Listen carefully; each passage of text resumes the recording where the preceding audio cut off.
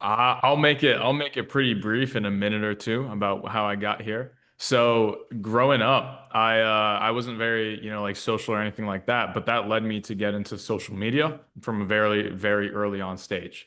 It was all around fitness, gym, whatnot. Ended up growing a pretty big following, realizing that following didn't really equate to numbers, and my goal at the end of the day was to be a successful entrepreneur, build my own business, create my own legacy. That's what introduced me to the life insurance industry. From there, I got into it. And at the same time, I've always been the person that's like, I want to be the absolute best. Self mastery, that was what I always strive for, to be the best version of myself. Hmm. So while I got into the industry, that's when I also started working with Jeremy Minor. And so not only was I in his top program, I also was recruited to be a part of his sales team at seventh level.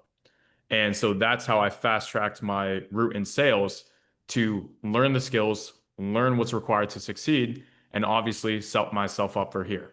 Hmm. Now, what led me to All Star is getting started in the wrong IMO, overpromised, underdelivered, not the right systems in place where agents could be profitable.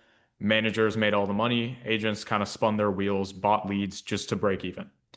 And then partnering with my business partners nowadays, we decided that All Star, out of everything we saw, was the best place to grow and scale an agency. And that's what led us to join here. And we're just getting started with scaling the team. Let's go, dude. I love that, bro. So right now, how many people do you have contracted that have begun to write business with you? So right now we have 6 writers, including myself, as a part of the team. And you've been here how many days now? This would be my 28th day. Guys, so 40K submit, 6 active writers, not people hired, active selling policies. Because every time I look at Slack, I see a new person with your group that's making a sale, dude. And it's phenomenal to see. So guys, if you want this result, please tune in because we're about to get into the nitty gritty. And the first thing that you touched on, brother, was that social media. And so I want to Mhm. sit there for a minute and actually first talk about building a team before we get into the sales side of things. So a lot of people have this fear of putting themselves out there on social media and might have this imposter syndrome. And I think we all struggle with that. So for you, what did it look like in the beginning to overcome that hump? So the kind of frame of mind that got me to overcome that fear of putting myself out on social media and actually striving for something is first off, keeping your goal in mind. Is your goal, is giving up on your goal worth it just to be comfortable with your friends and family and the people that know you?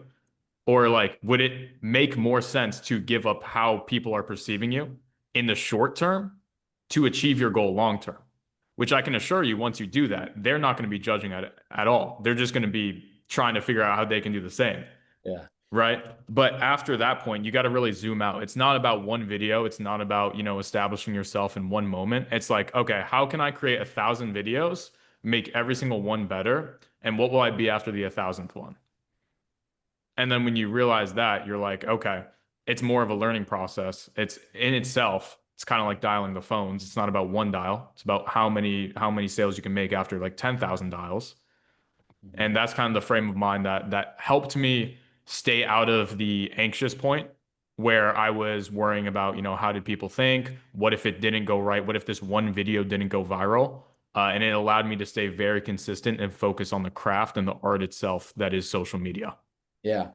And you like what I've noticed about you is you've always had that student approach. Like you're just going to be the one that is learning, executing quicker than anybody around. And Hmm. I like that you have the framework of this is a game where I'm going to become the best I can at social media through the repetitions, right? And that you've just switched the framework of I don't have to hit a viral post or get X amount of recruits. I'm just going for consistent reps and daily improvement. Hmm. I love that, dude. I actually just wrote that down. It's not about one dial, it's not about one post. It might take you 300 dials to make that sale. It might take you 300, 400 posts for you to really pop off and start building a brand. Exactly right. Yeah. And one thing that we touched on the phone before this phone call was how you actually decide how you make content. because guys, please go and follow Colton as well because his content is honestly incredible. He really speaks truly to the avatar he's talking to, and he has a framework around how he's crafting content. So you were talking a little bit about that, but for those of people that are like, I don't know what to say, I don't know who I'm talking to, can you go through what you built? Yeah. So when it comes to social media and marketing 101, let's start there. Is you need to know exactly who you are trying to talk to. Because a lot of people have this misconception when it comes to social media is they think they're speaking to a crowd, but you're only speaking to one individual person. And it's that person that is viewing behind the screen. So what we need to do is we need to lock in exactly who we are speaking to best get the message in front of them. And by doing that, you will also get more views because the algorithm, it's designed to hook on specific people and keep them on the app. If you can effectively target the same person time and time again, it's going to push you more than if you're trying to target everyone. So what we first need to do is actually identify our ideal avatar. And that looks like a three-step formula. So first off, you need to understand who. So it's like, okay, how old are they? Where are they based out of? Are they a male, a female? Like, what are their actual identity? Secondly, we have to know what is driving them. What do they want out of life? Is it financial freedom? Is it time freedom? Is it location freedom? Is it fulfillment? Is it a legacy? And then third, we need to understand what is their struggle. What is keeping them from achieving that? So when you fill out and you take the time and you write down about who you are talking to, what they desire and what they struggle with, you know exactly what you need to say to speak and relate to them and emotionally drive them to connect with your content. And that is what creates a viewer that is loyal and that can actually go through a marketing funnel where they can become a recruit and a nurtured lead. Mm-hmm. From that, now that we have our ideal avatar, we have three different types of content. So we have top of funnel content, we have middle funnel content, and we have bottom of funnel content. And it goes through a marketing stage. So I hope you guys are all writing this down because it's going to be analytical. So you have 5 stages of marketing, just like sales. You're going to start off with problem unaware. These are your ideal avatars that don't even know what their problem is yet. That's going to be the largest group of people. Secondly, we're going to have problem aware. That's going to be the second biggest group. It's they know what their problem is. They aren't making enough money. They're trapped in a dead-end minimum wage job. They have no idea what they're going to do in life. Third is going to be solution aware. They know exactly what their ideal solution looks like, which is either going to be starting a business, life insurance sales, whatever it is. It's a broad sense of what they need to accomplish. Fourth, that's going to be brand aware. It's going to be who you are on a level, who your company is on a level. And then fifth, that's going to be product aware. So for, say, life insurance, that would be specifically being a sales rep at your agency underneath your team and agency name and your specific system that gets reps from getting their license to making $20,000 or more a month. Those are the steps we need to take a lead down or a viewer down. And top of funnel is going to take people from problem unaware to problem aware to solution aware. Middle of funnel people is going to get those who know what their solution is, what they need, and it's going to get them to be brand aware, where they now see you as an authority. They see you as the person to go to solve their problem and trust with advice. Bottom of funnel content, that's going to be content. It's not going to get any views whatsoever. It's going to get very small amounts of views. But what it does is it is directly translating those people that are very well nurtured. They are brand aware, and it is directly calling them to take action to join your sales team. And that is the full nurturing process where you can get large amounts of eyes with top of funnel content, which we can then funnel those people into middle of funnel content where they learn about the solution that you provide in your brand. And then we use those frequent, those every, now and then call to actions with bottom of funnel content, which get them into a recruiting pipeline. And that is specifically how you want to structure your social media and your posting sequences to generate the most amount of leads, regardless of what it's for. Mm-hmm. Guys, if you got something out of that, please just put something in the chat because I just wrote all of that down. 5 stages of marketing. Solid. It's golden. Guys, I mean, the personal branding stuff is what builds your agency. So thank you for pouring out that sauce. Now, some of this sounds a little bit complicated, but how did you utilize ChatGPT to make this streamlined? So what I've been messing around with the past couple months and just, free time, say on a Sunday when I can't dial the phones, is just messing around with AI. I mean, if you aren't thinking about how you can start implementing it, you're already behind the eight ball. Like that is the next chapter of success and entrepreneurial endeavors is going to be through AI. So what I started to do was I took my ideal avatar, I wrote it all out and I typed it all out. I took my content strategy between top of funnel, middle of funnel, short form funnel, or no, bottom of funnel content. And then I also broke down the different kinds of content structures I need. So whether that's story based, that's text based, that's challenging. What does a video look like for short form content? Is it a hook followed by a truth, a body of, value, and then a call to action? And I took that all and I put it into a prompt. And now whenever I need videos, I need to record videos, all I have to do is I just need to ask ChatGPT with the one prompt by copy and pasting, and it literally just acts as me and writes out entire scripts for me. That's all my YouTube videos. It's all my short form content. All of it is completely automated, saving me tons and tons of time. Mhm. And that's like the kind of things you can start to do with copywriting, with all that sort of stuff, designing websites. Like it's phenomenal what AI can do nowadays. Mhm. Yeah, dude, I love that because I think we overcomplicate it and we also forget the tools that we have in front of us. Like you said, if you're not actively using AI, ChatGPT, something along those lines to leverage your knowledge and then make it go 10 times faster so you can execute quicker, then you're behind the eight ball, like Colton said. So I appreciate you sharing that, dude. I wanted to ask you this so these guys can have an example.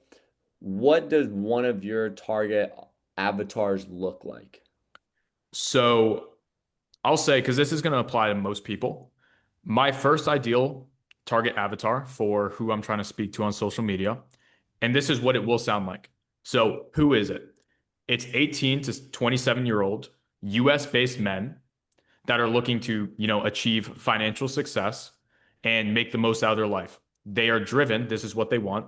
They are driven by identity, they are driven by status, and that leads them to look at role models like other people on social media that are flexing monetary things. They're Mhm. driven by the materialistic views that come with the status and identity.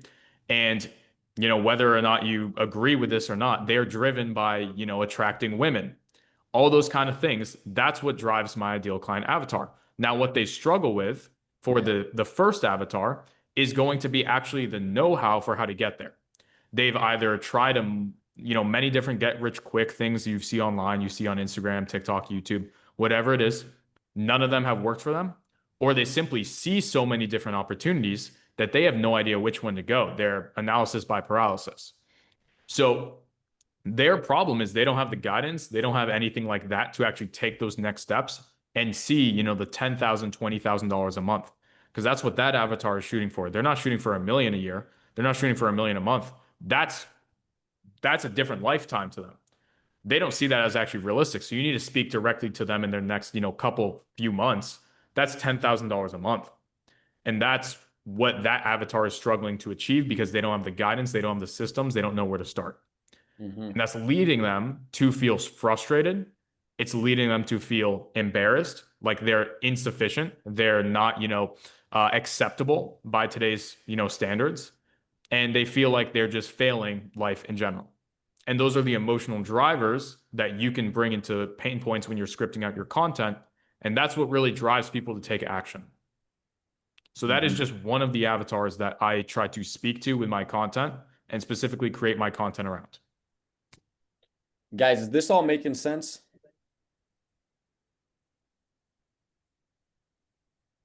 Love it, dude. Sweet. Love this, bro. Okay, cool. So we got the social media down. Now, how often, I'm gonna just ask a couple more questions. How often are you posting? And then what are you filming on? Like, what does that like tactically look like? Mhm. So I try to post at least once every day. That's like the bare minimum to me, like 7 days a week, once every single day. Um, Over the next 3 months, specifically the next 2 months, I plan on outsourcing a lot of my video production, scripting, all that sort of strategy and management to hopefully get out 2 to 3 videos a day. Hmm. That's going to be the standard at that point. And then I also try to get out a YouTube video every single week. And what it looks like in terms of recording is this mic I'm speaking on right now is what I use. One of the biggest things, by the way, just small tips that everyone looks past when it comes to quality content is quality audio equipment. That is the biggest difference that a lot of people just glance over. Sounding very professional gets you a far ways away. And the second thing I use is, say, just like an Amazon ring light that I have right here to light myself up. And then the third thing is going to be either a Amazon tripod for my phone if I'm recording out for B-roll, or it's going to be my Sony camera that I invested into when I started really seeing growth in content about like 2 or 3 years ago. One of the best investments you can make is a quality camera and quality equipment to scale your brand with. Hmm. Yeah, I love that, dude. I mean, it's crazy just honestly what some good lighting, a good mic, and a phone can do too. Dude, iPhones nowadays, if you have a 16 or even a 15, you Yeah. do not need to touch a camera at all. Yeah. That's good, dude. I love that, bro. Well, right now, I want to get into the sales side of things. So 40K in 23 days. Now, were you buying leads? No. Okay, so you're working straight gold mine, a handful of leads that I threw to you, right? Yeah, just some that were aged, ran through, like just kind of scraps left over. So pretty much just straight gold mine. And yeah, that's all I was ripping. So it's funny because a lot of people will say, oh, the gold mine's this, the gold mine's that. But obviously, you're doing something that is different. And now there's a lot of things where people are like, well, maybe Colton's super talented. Well, maybe he's this. But I want to focus in on your schedule, dude. Stuff that people can actively just copy and paste. So, what does it look like from a top producer? What does your schedule look like? Yeah, so it all starts in the morning. First thing is, you need to have a bedtime. People hate the idea of it. You need a sleep schedule. You need to set yourself a bedtime. So I'm asleep by, 11 p.m. every single night, and I'm not sleeping any later than 6 in the morning. Always up at least by that time. I try to get it closer to 5:30. First thing I do is I wake up, fasted exercise, whether that's, walking 3 to 5 miles, whether that's hitting a lift. That is the first thing I do to start my day. Triggers serotonin, starts your day off very productive. Just a Mhm. great way to start the day. And I am starting up live dials for my team and everyone in the aftermath kind of dial section that hops in there, starting up live dials at 8. Now, what do I do if my agents try to hop on that early? I start dialing from there. Otherwise, that's when I get my sales training in. I do things like drilling the script. I do things like drilling objections. I record and I listen to my tonality. And I do things like tongue twisters, which helps you speak a lot more clearly and have a better pronunciation. It's funny. Not a lot of people think of it, but it is a phenomenal speech training tactic that more people need to do. That's so funny, man. So anytime I get up before I speak on stage, I'll always say red leather, yellow leather over and over and over again because it gets me to like really enunciate my words and focus on me speaking. And I like that you said that. I just got done with the missions trip and we were trying to say Sally sells, I can barely do it, seashells by the sea. Oh, I love that one. That one is super tough, but it's funny because it says life and death and the power of the tongue. And I think people overlook how crucial it is to learn how to communicate effectively and what it looks like to really express yourself, right? So Hmm. what are your tongue twisters, dude? So, that exactly that one. She sells seashells by the seashore. I Yep. love that one. That's one of my go-tos. That's a pretty challenging one for people to pick up. A very good one that I find to be the most challenging I've found so far is Betty Botter bought some butter. That one is hard. That's a challenge. Gonna have everyone in the Zoom room like Betty bought some butter. I can't. these are just like the first lines. Like Betty Botter bought some butter is like 3 paragraphs long. Oh, God bless, dude. Dude, it's crazy. Another one is, the basic Peter Piper picked a peck of pickled peppers. Yeah, yeah. Like that's a phenomenal one. And each one has very different things it focuses on. So what I can actually do, I have a blog that I use to, actually understand what I'm doing with this. So let me throw this in chat real quick. Everyone could use this. Yes, dude. 1 second. There we go. And that kind of breaks it all down. Those are the ones I specifically use from a speech training, vocal coach. Dang, dude, that's sick. And guys, like one of the things I think you'll start noticing about Colton is like when he said this in the very beginning, like he wants to become a master. Like I never did this. Like just granted. And it's just amazing to see because you're having a result that I never got. And I had, I did all right, right? But it's just crazy to see like how detailed and granular you get. I think that's amazing. Um, Hmm. okay, so let's get into some stuff because I know a lot of guys will have some questions. So your schedule, boom, you open up the dials, and then from there you start at 8. What does the rest of your day look like, briefly? Yeah, so I'll always dial until 1 or 2. It depends when my calls will fall during my intervention. And then I take my intervention, which a lot of people like they go out, lunch, hit the gym, whatever. Mine really isn't an intervention. I'm just eating food while listening to my agents and helping them through sits, or I'm taking like recruiting calls or onboarding calls for, new leaders. Mhm. And then starting at 3 or 4, I am dialing until at least 10 o'clock at night. So that is just my day. Super simple. It's very basic and it's very boring, but that's what works, the boring shit. Mm-hmm. Rinse, wash, repeat, dude. Exactly right. I love that, bro. Okay. And I think, guys, I don't want to just overlook this schedule because me and Colin were talking on the phone earlier, and everyone will ask, how do you handle this objection? How do you frame this? How do you do this? And if you don't have that schedule to back it, none of that extra stuff matters. You have to choose violence a lot of the times. And what I mean by violence is an unbelievable amount of work that if you did it, the result would come no matter what. And so I know you like Alex Hormozy, and that's one of the things he says. And I really just like stand true to that. And the good news for all of us is the life insurance game, dude, is one of the easiest entrepreneur paths to follow. It's laid out, it's regulated, it's high pay. The clients all need it. It's never going anywhere, right? So I love that, dude. I love this schedule, man. The next thing I want to talk to you about is how you are framing the identity with your clients that they take care of their families, that they're the ones that are buyers. So this goes back to building the why. But I actually watched one of your reels, dude, where you broke it down for about a minute, minute and a half. And will you spend some time going through what that looks like for you when you build the why? Yeah, for sure. I think to set context so you guys can actually wrap your brain around like why this works, it's got to get into a bit of sales psychology that I learned from Jeremy himself. So in psychology, there is what's called a frame.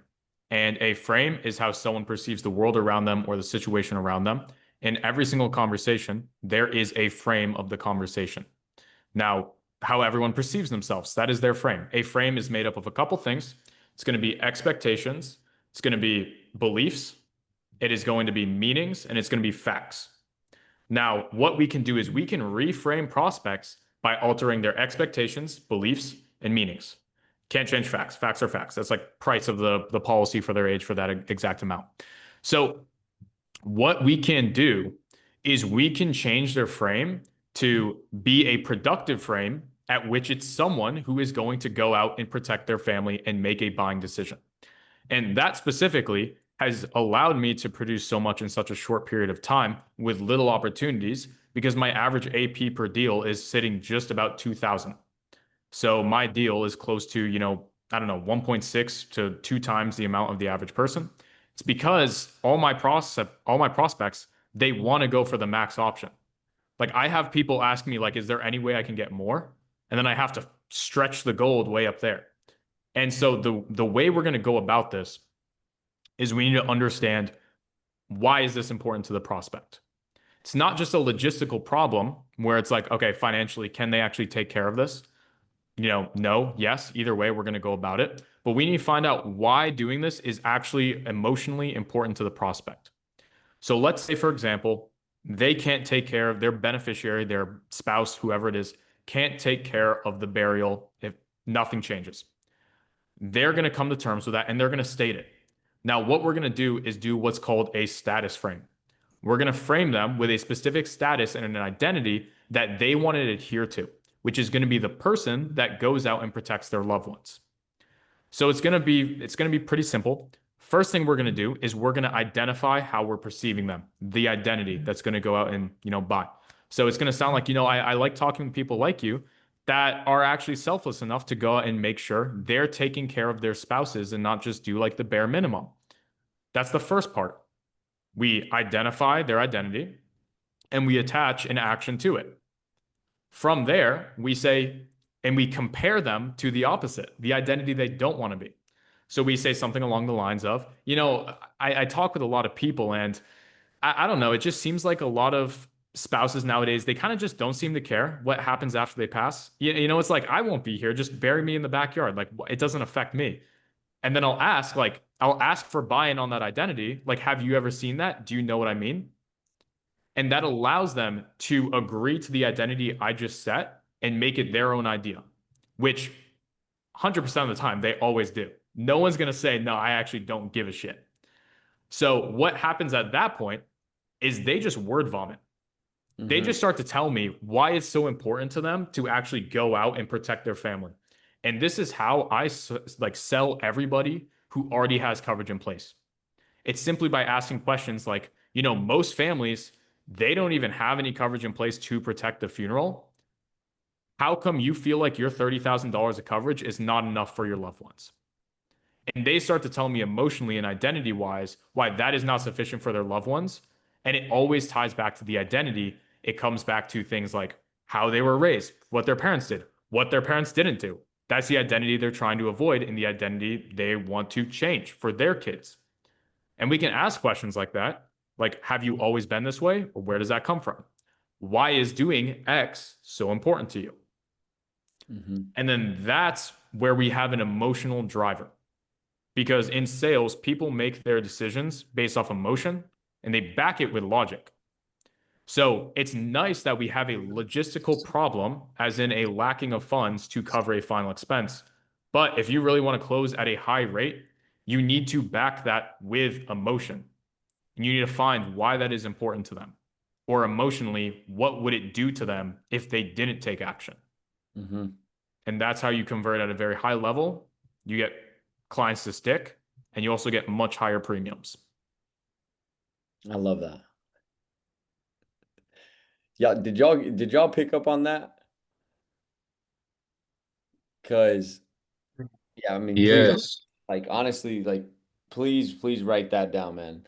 That is something that every single one of you guys can begin to utilize today, tomorrow. I mean, right away. It's so tactical. It's very simple, which I like, Cole, and just understanding the perspective and how they view themselves, how you view them, and then just making sure you set it up the right way. Hmm. Do you want to add anything on that, or do you feel like you covered that well? Um, I think understanding the identity, the framing of the identity and status is very important. One thing that a lot of people don't realize is there's a frame that proceeds through the rest of the call. Like on the most basic level, what are we trying to create for a frame when we start off the call? It's a doctor-patient frame. They view you as a trusted authority. That's a frame, for example. So like we all know what a frame is. We can use different frames to bias ourselves in many other different ways. And we can do that with things like tonality, with objection handling. Objection handling all comes down to reframing. It's changing their meanings of facts. So someone says, something is expensive. I'm not just going to say, well, let's just see if we can get you approved. No, I'm going to change their meaning of, okay, is it, riskier to find that $60 or that $100 in your $300 worth of budget? Or is it riskier to do nothing? Now your kids and your spouse, they don't actually have anything to take care of the burial. and they have to come out of pocket and like start a GoFundMe to come up with $15,000, which is actually riskier at the end of the day. And that's how we change the frame and we overcome objections to actually get someone to commit to buying instead of just committing to seeing if they can get them approved. Hmm. So being conscious of the frame that's going on throughout the entire conversation is just so important. Hmm. No, dude, I love that, man. I like how you set it up and then you continue to roll with it the whole entire time. And you're saying your average AP is $2,000 per deal. Yeah, I think it's like 1985 or something. Yeah, that's solid, dude, especially for working, I mean, the gold mine and everything. That's amazing, bro. Hmm. One thing I noticed while you were talking was your tonality. Can you just speak on that? Because I think a lot of people can deliver the right words, but they don't say it the right way. Hmm.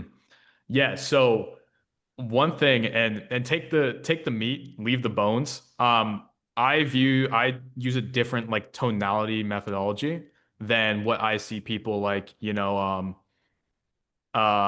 say for example, Ronnie Salem. Hmm. I don't just keep it really like monotone or try to come across as like the guy getting paid 15 bucks an hour or so. I actually try to be, a lot more lively and pattern interrupt them with my tone, where I use a lot of things like humor. I use a lot of different inflections in my tone. But basically, to give you guys more tactical advice, there is 5 different tonalities, main tonalities that you need to perfect if you are going to master sales. Because tonality, it's not just about, you know, how you sound. The biggest part of it is tonality is what causes your prospect to perceive you for asking a question or stating something. That's what changes their perception. And Hmm. that's what matters. It doesn't matter your intent. If your prospect perceives you the wrong way, that's the killer of the sale. So the first thing we're going to need is an indifferent tonality. So that's just going to be the doctor patient frame. That's going to be, I'm not benefiting from anything like this. I'm here to help you. Indifferent, whatever you want to call it, neutral. That is a core tonality in a life insurance frame that we want to set. That's going to be the main tonality we use. Secondly, is going to be confused. So that's what we want to use whenever we need the prospect to dive more deep into things like their emotions, their situation, anything like that. If you want to, think about how to do it, you like when you want to scrunch up your face, like how come you feel like that's not enough? And then that gets them to subconsciously think, okay, he doesn't understand. I need to explain more.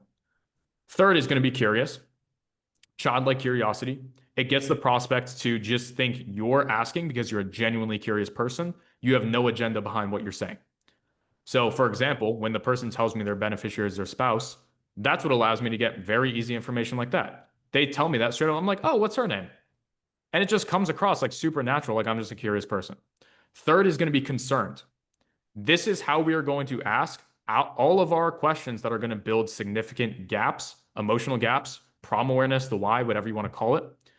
This is going to let the prospect know exactly what our intention is. We are there because we are concerned for their situation. We want to help them realize that. If we don't sound concerned, they're just going to see us as we're painting an agenda, we're building their problem. Then it becomes a sales tactic. Now, the fifth one is going to be playful. It's just the chuckle laugh. It's whenever you make a joke. For example, if someone asks me how I'm doing today, I'll say, "Oh, just trying to stay out of trouble over here." You know what I mean? And then they laugh. And that's a huge one that not a lot of people do in life insurance sales and sales in general is getting the prospect to laugh is by far the best sign that you are going to close them. Reason for that, subconsciously, you laugh, triggers dopamine in your brain. Dopamine naturally relieves stress and opens you up. It reduces sales resistance. Mm. So that's just the 5 different basic tonalities that you need to know to absolutely just guide the prospect exactly how you need without them even knowing it. Dude, that's so, man, it's just great to see this breakdown. Y'all, like, I'm getting so much value out of this. I don't know about you guys, but seriously, like, I'm gonna go and rewatch this, Cole, and this is amazing. I'm actually looking at my text message right on this next screen, and I got guys just pinging me like, yo, where's Colin from? Where'd you find him? All this stuff. Um, but man, it just goes to show, like, I mean, you've just been sitting in this, bro. Like, you've just been learning, like, you're obsessed. You're obsessed. Hmm. And the result is crazy. So I know that we're going to have a ton of questions. So I do want to open up for at least 15, 20, 30 minutes. I mean, we'll go for however long we need. But I wanted to ask you this, bro. You have big goals. And I want to see, where do you see yourself at the end of this year by December 31st? By December 31st, got to have the office open. We plan on opening an office down in Miami, me and my team of business partners.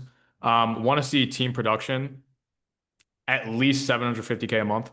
That's like what I feel like is conservative for what I'm capable for and what my business partners and team are capable of doing. Mhm. And overall, just absolutely crushing it. Like those are kind of the very broad goals I want to set because things will change every now and then. But what I will say is me and my business partners, we have some super dope shit we're working on that we think we can implement to create super high leverage. And I'm hoping by then we have them kind of like perfected and established that hopefully we can help everyone achieve their success with. I love that, bro. I love that, dude. I got zero. I mean, honestly, dude, I think you'll surpass 750,000. That's the goal. Yeah, and hey, I used to ask everybody this on the call, and I stopped doing it, and I don't know why, but I want to ask you this, man. When it's all said and done, dude, like when you're, old and gray, and I hope you have your hair, God willing, right? What do you want your legacy to be, dude? When it's all said and done, I just want to make the biggest impact as I can while I'm on this earth. Yeah. Help as many other people achieve their goals. For me, that's what's the cool stuff. Whether it's direct family, whether that's, extended family, or even just friends, families, employees. Like Mhm. at the end of the day, making money is cool and all. Like materialistic things are cool and all, maybe for like a week once you hit it. Like when I hit my first $10,000 a month, it was cool. 3 days later, I was like, oh, this is just the standard now. Mhm. And that's a moving goalpost. So like for me, what I think like the true value comes from is making the most out of the time with the people you love. That's one thing, and then making the most amount of, memories with them and for them, giving them the ability to do so in the freedom, but then also creating the most amount of value, helping as many people as possible change their life, get on the right track, achieve their, definition of their goals and success, whether that be $10,000 a month, 100,000, or even just getting in shape. Yeah. To be able to make that positive of an impact to as many people as possible. I love that, bro. I'm excited to see what you do. And how old are you again? I just turned 20. Come on, dude. Come on, young gun, dude. I love that, bro. I love that. Well, guys, please show some love to Colton, and we're gonna open it up, excuse me, for questions for the next 13, 15 minutes. So please feel free to unmute and just fire away.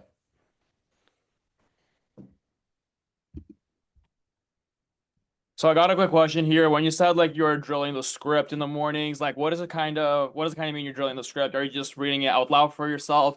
How do you kind of keep sharp? Because I've noticed with myself, like I definitely got the script a little bit down. I don't have it memorized or anything like that, and I definitely could do better on it. But sometimes I'm like reading the objection overcomes. I'm just like, does this really work? hmm Um, so first part, how do you actually drill it? I'm a firm believer that you should only be drilling like the intro because realistically, especially when you're in your earlier stages, what you need to work on is the intro. You need to kink the hose closest to the spout. That's going to be your broad funnel is going to be just getting someone to a conversation. So drill that out loud over and over again and throw yourself objections. And you need to make sure you are sharp. You need to make sure you are saying everything with the proper tonality and proper verbal pacing. So, and you got to do that until it is boring. Like I mean like 20 minutes on a single paragraph, just over and over and over again. And that's what I tell all my agents to do and I do myself for drilling. Does that So help? yeah, that does. I really appreciate that. So, and when you're talking about tonality, how do you kind of know if that tonality is good? Do you kind of like ask somebody like, "Hey, can you check my tonality?" Because sometimes I feel like you just kind of get stuck in this like area and like maybe like plateauish, and you think you're doing good, but then it's kind of like you hear yourself from a third person point of view, or do you maybe like record yourself a little bit and you kind of listen to that, or how do you kind of know if that tonality is working? Because tonality is key. Yeah. So main thing you want to look at is your numbers, your statistics. Like if you were struggling to get someone past the connection, which is what like I call the intro connection stage, just NEPQ stuff, then you know you have a very strong either tonality issue where you are struggling to disarm the prospect and, lower sales resistance because they just view you as a salesperson. That is their frame of the conversation. Or you are just not, handling objections properly. So that's going to be one of the two things. Now you can isolate that by either A, realizing you are saying the objections properly and with full clarity and very sharply, or B, you can record yourself. So especially if you're on Ringy, you should be recording and listening to all your calls. But what I have my agents do and what I like to do, which anyone can do, is what I call a audible audit. So it's kind of like a mouthful. But what you want to do, record yourself going through whatever part of the script with a camera facing you. Take that video, turn on the volume, camera down or screen down, just listen to it. Then think about it from your prospect's shoes. How would I perceive this person? Cool. Take notes. What did you do good? What did you like? What do you need to improve on? Second thing you're going to do for the audit, you are going to turn the volume off and you are going to look at your facial expressions and your body language because that is indirectly the remote control of your tonality. If you ever watch me dial, like if you're ever sitting in live Zooms with me and my team, you'll notice, and you can ask any of them, you can tell exactly how I am saying words by just looking at my face. If I'm trying to seed doubt, I'm going to be like very confused. If I'm concerned, I'm going to lean into the screen and really like get a concerned like look. It's all the same. When I'm curious, I'm opening up my face. So all of that is very, hand in hand with your tonality. And the last thing you're going to do, which comes more down to verbal pacing, is you're going to transcribe your video and you're going to look for any phrases, any, filler words that you're just saying over and over again that ruins your clarity and makes you seem unprofessional. And you're going to perceive all those from your prospect's point of view and take notes on that. And then you can actually take actionable steps about like each section of proper communication, what you need to improve upon. No, I appreciate that, man. And so, I've closed a couple of deals already, about like over 30-ish. And would you recommend transcribing like the closed deals, or would you recommend transcribing when you are training, like say you're doing the the introduction, breakdown, and whatnot? So I would recommend if you have the recordings of deals you didn't close, that is what you want to look over, not the ones you did Not interested close. ones. Because go ahead. Yeah, like the not interested ones, right? Not necessarily not interested. So you want to specifically look at, calls where you had at least some level of buy-in, but what you said kind of like defeated it. So if someone comes in and just straight up hangs up on you, like there's not really much to, take away from there because there could be so many things that you can't even account for. How, whether the person has been blown up a million times, whatnot, like some things that will be out of your control. But if you get someone that will at least answer one or two questions. There's some level of openness, but you go out and you trigger them and they say, you know what, like I'm busy right now. I don't want to talk. Cool. That's a sign that you are triggering sales resistance. That's a call that you go in and you review.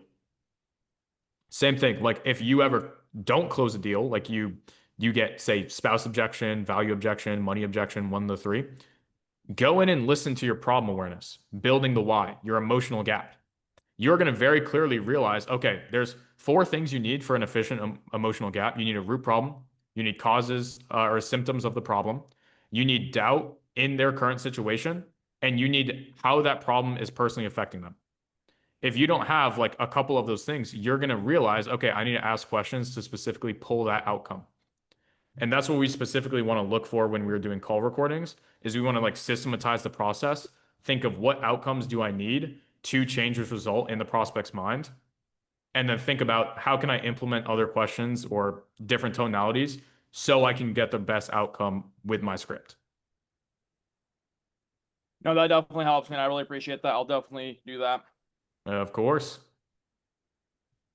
Could you do a little role play or dive in a little bit deeper on the word track you kind of take on and the questions you ask on setting an identity on what they want to look like and what they don't want to look like? Yeah, so like for example, I can actually just share my screen so you guys can see what I've kind of built into the script on a basic level. That's super easily digestible.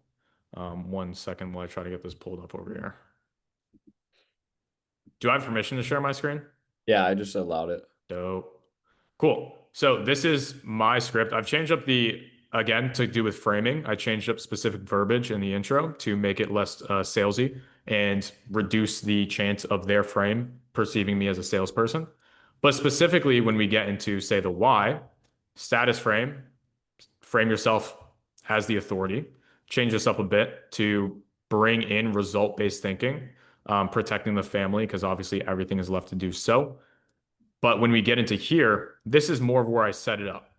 So everything is the exact same in this. This is what I would call situation awareness. You're understanding their situation. Now we got to get into problem awareness, which is where the emotional gap is really built. And that's going to come with this. Is you start to understand their problem, they have nothing to solve that logistical problem, or they do. Now they're here for a reason, so they feel like there's a gap between like where they are and where they want to be. So if no, it's a logistical problem, we need to build an emotional vision where they own the problem.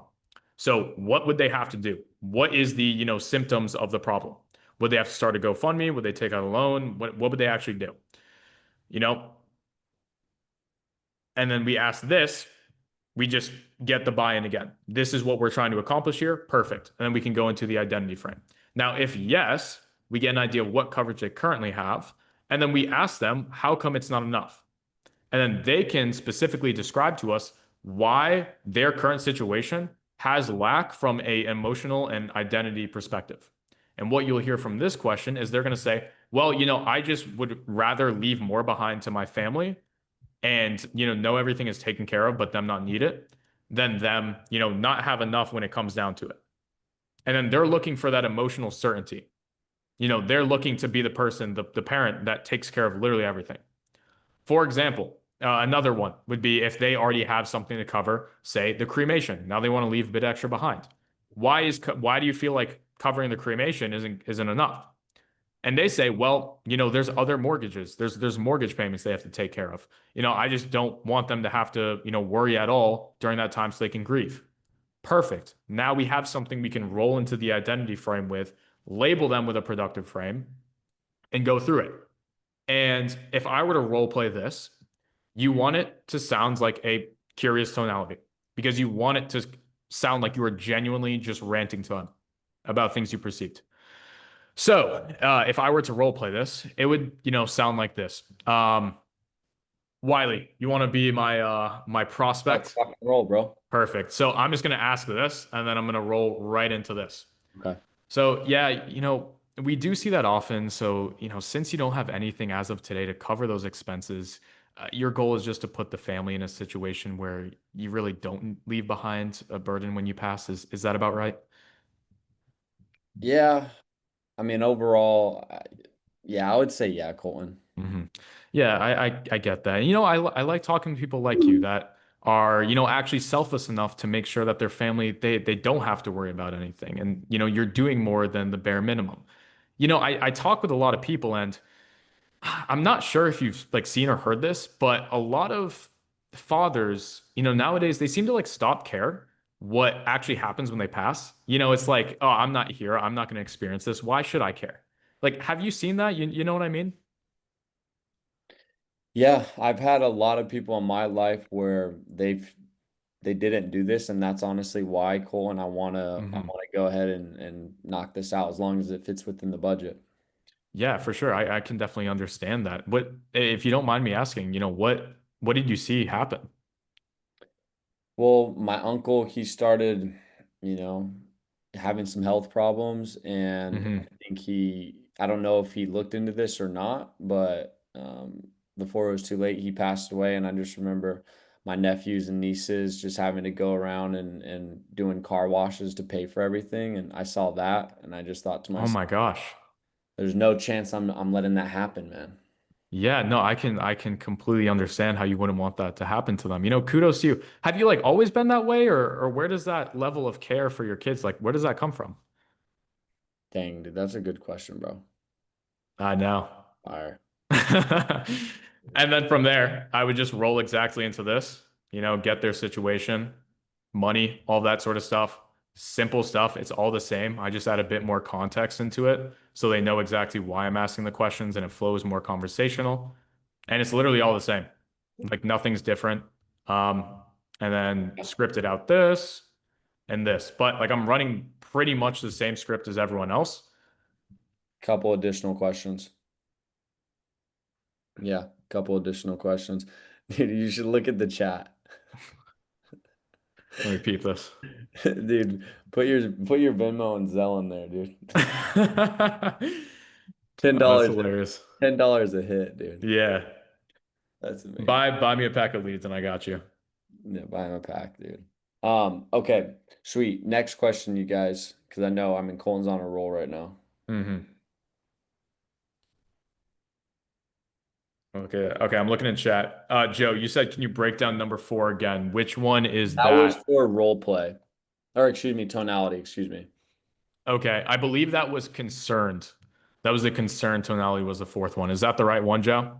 Yeah, that's okay, dope. So how your prospect perceives you is super important. So when you are trying to build problem awareness, that is where most people are going to mess up their, how they're being perceived.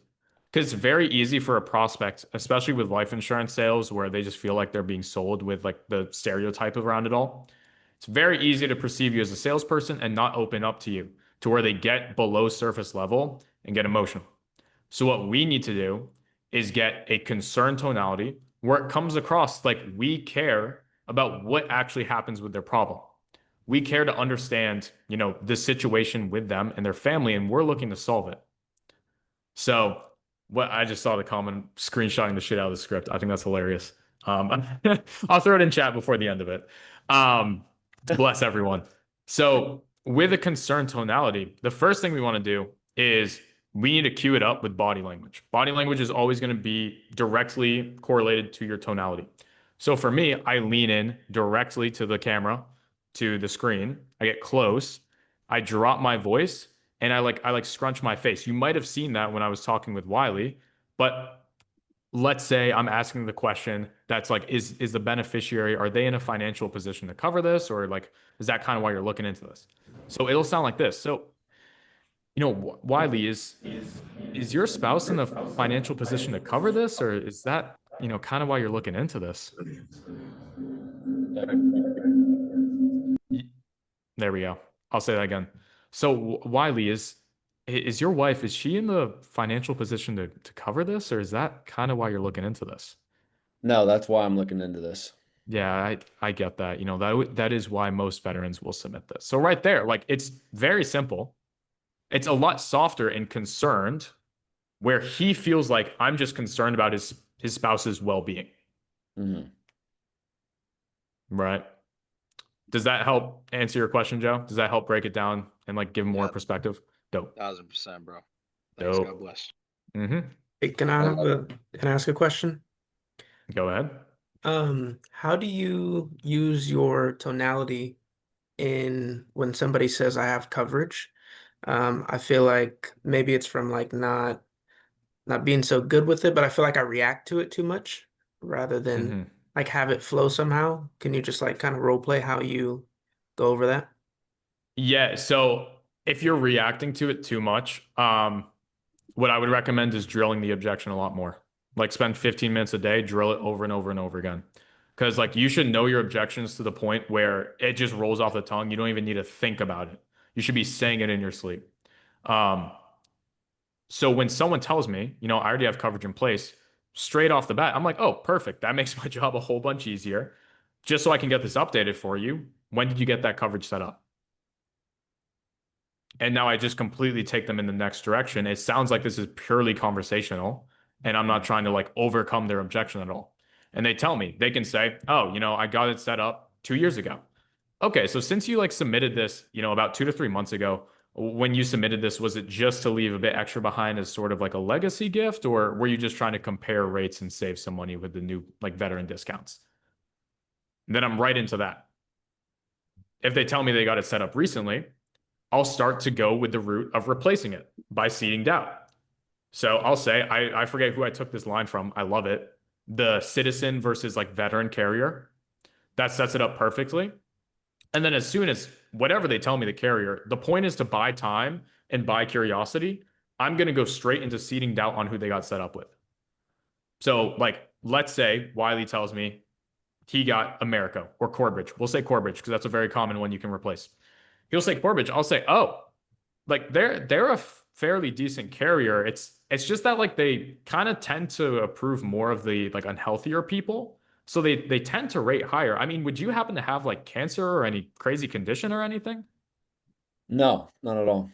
Oh, geez, I can't imagine that they would have set you up with the right rate class. Let me just check to see if you have any other discounts available to you. How much coverage did you get set up with? Yeah, 10,000. Okay, and then what's the current premium on that? $116. Oh, how come it was so much? You wouldn't happen to have like diabetes, neuropathy, anything like that, Just blood pressure. and not a smoker? No. Oh, geez, I have no idea what they were doing over there. Well, just grab a pen and piece of paper for me real quick. I'll have you write down and then bam, rinse a replacement. But you Yeah. can see there the tonality I specifically used. It was a confused tone, but it was specifically a skeptical tone. Where speaking to a prospect, they listen to that. That tonality triggers in their brain that I know something they don't, that their coverage is insufficient or not the best thing they can get. hmm And that makes them think I have something better for them. Now they're going to listen to me. I love it. I was just thinking about it as you were talking, just like the level of focus and the level of intention you have when somebody picks up that phone. Because, guys, a lot of us will be scrolling, just having an auto dialer or dialing, and we don't have any intention. But I know for a fact, and you guys know for a fact, when Colton gets somebody on the phone, he knows he only has maybe 6 real presentations that day. He has to make sure he's 100% prepared. He's not getting more at bats. He's really intentional with everything he's saying. That's what I've been noticing throughout this call. Jonah, you've had your hand up for a little bit. Go ahead, brother. Hey Colton, so kind of continuing to roll into the like they already have coverage objection.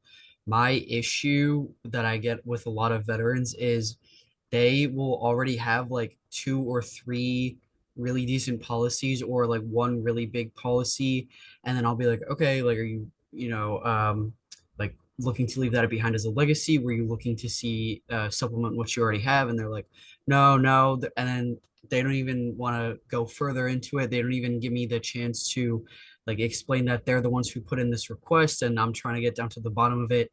I just really don't know how to navigate that. I already have coverage objection. It's beyond like VA or personal, or are we looking to add extra? It's just it's very tough. So when you mention that they aren't open to listening to what you say, that's an upstream issue that you have triggered sales resistance and they see you as a lower status. So their expectations are you're a sales guy. I know how this is going to end. You're going to try to sell me a policy. I don't need to listen to you. I'm going to cut this conversation short. So that could come down to tonality and a couple different things. When it comes down to actually tactically handling that, if they already have a million different, policies or they have a significant amount, I'm going to intentionally try to lead them to answer in a way where it allows me to then seed doubt in their situation. So let's say they tell me they have like $100,000 of coverage and they're, I don't know, 70, old enough for a 10-year term. I'm going to say, okay, and you got that, that's a term policy, correct? I'm going to assume it's a term policy. They're going to feel the certainty in my voice. They're going to say, oh yeah, it's a term. And then I can then seed doubt. Like, okay, like when you set that up, what was your goal, just to like cover the expenses, or do you have like some sort of debt you were trying to cover? And they'll say, oh no, I was just trying to cover the burial expenses. Oh, I mean, were you aware that after that 10-year like term period, that's not really there anymore? Like what's your family going to do at that point when that policy terminates and you're still living? So I've had that before, and then they'll actually say they don't care or they haven't thought about it, and then I'll keep going and being like, it's really important that we take care of this now so that your family's unprotected. And it must be something that I'm saying, or maybe I'm just not saying the right thing, but they literally just couldn't care less. And I'm like, what is wrong with you? Like I So again, that's upstream. That's because they're not open up to you. They don't view you as a trusted authority. They view as someone's just trying to make a sale. When it comes to actually handling that though, this is a phrase I love. Whatever you say as a salesperson is garbage. Whatever the prospect says is gospel. If you're the one telling the prospect why they need this policy, they're going to throw it out the back of the, window or whatever. It's going to go in one ear, out the other. You need to lead them with questions to understanding like this is something they need. And then so for example, they say, no, I don't have anything, taken care of. At that point, I'm going to ask, okay, like, is there a reason you haven't taken care of it? I mean, it's not like it's another mortgage payment. It's like cheap Mexican once a week. And then they'll laugh, they'll open up to me. They'll be like, no, like I just haven't gotten around to it. Okay, well, I'm not even sure what you could qualify for. You're going to take that away. So you decrease the sales resistance. And then we're going to go into setting the status. I'm not even sure, what you would qualify for. We work with the 26 veteran partnered carriers in the state. So I don't have the final say or anything. My job's really just to see, XYZ. Continue with that. Okay. My last question, sorry, really quickly. What if they've had multiple policies or like one really big policy for a while and its whole life and they've stopped paying into it and so they're not really looking for another bill? How do I navigate that? Well, dude, if they don't care for any more coverage and they don't have a problem that coverage would solve, that's not your ideal avatar. Mm. So move on to someone who is. Yep. Word. Cool. Thank you very much. Mm-hmm. Sweet. All right, last thing. I actually, Leonardo, bro, you've had your hand up for quite some time, bro. Well, let's do this last question. That's those have been amazing questions, but I have one final question for you. Going over the introduction, because you did say it comes off a little salesy. How do you destroy that? Can you go over the introduction and your tonality in the beginning? Yeah, so only reason I set that up specifically for the gold mine. So to kind of like create context where I came about the idea that it's a bit salesy is think about their expectations. If you call someone that's been called 10 times and you say the exact same thing, and the past 10 people have been salespeople, how do you think they're going to perceive you? Probably as a salesperson. So the frame of conversation that I wanted to create was I'm just customer service calling to update the system and see what the heck is going on with this. So I'm going to get in front of it. I'm going to say, let's say, hey, Wiley. Yeah, who's this? Hey, yeah, it's just Colton. I'm not sure if you'd remember this. I'm just a veteran representative for the state of Florida. Do you have a second? Yeah, what's going on? Yeah, I was wondering if you could help me out with this incomplete file. It looks like you put this in a couple months back about the new veteran life options to cover expenses for the family. I just want to check, is that date of birth XYZ? Is that correct? Yeah, that's right. Okay, got it. And thank you for your service, by the way. Now, when you submitted this, was your main, concern just making sure the funeral expenses wouldn't fall burden on loved ones? Yeah, exactly. And I'm right into it. Oh, I So love it. it's very neutral. It's just setting a frame like I don't know what's going on here. I'm trying to figure it out. Mhm. Thank you. Yep. Mhm. Sweet. All right, you guys. I know that you guys probably have a million things for Colton. So your Instagram is the Colton Holland. Correct. Please go follow him because he puts out a lot of free game actively. And then you guys, one of the easiest things to do is just go out and copy and paste. When you see somebody doing this at the highest level, there's nothing truly special except Colton is just taking it from the best, Jeremy Miner, Alex Ramosi, and just executing and just getting those reps in. Now, Colton, they're probably going to strangle you if you don't drop that script in there, bro. There it is. That link right there. Better get to it quickly before we end the Zoom. It'll be gone. Oh my gosh, dude. I love that, man. Okay, sweet. Colton, is there any last things, dude, you just want to wrap up with? You guys probably are sitting and listening to all of this and thinking,